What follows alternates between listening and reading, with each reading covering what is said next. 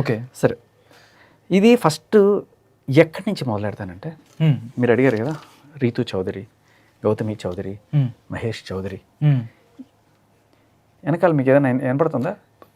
Chowdary tag కనిపిస్తూ ఉంది. Okay.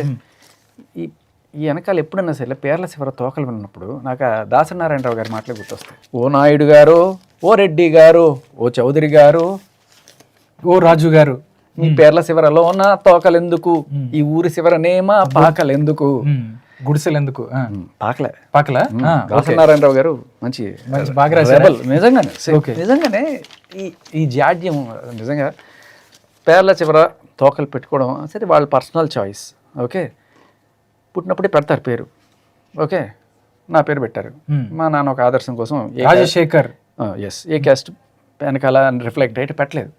Okay, చాలామంది అదే ఎందుకు క్యాస్ట్ పెట్టుకోవాలి వెనకాల అనేది దీంతో పెట్టరు.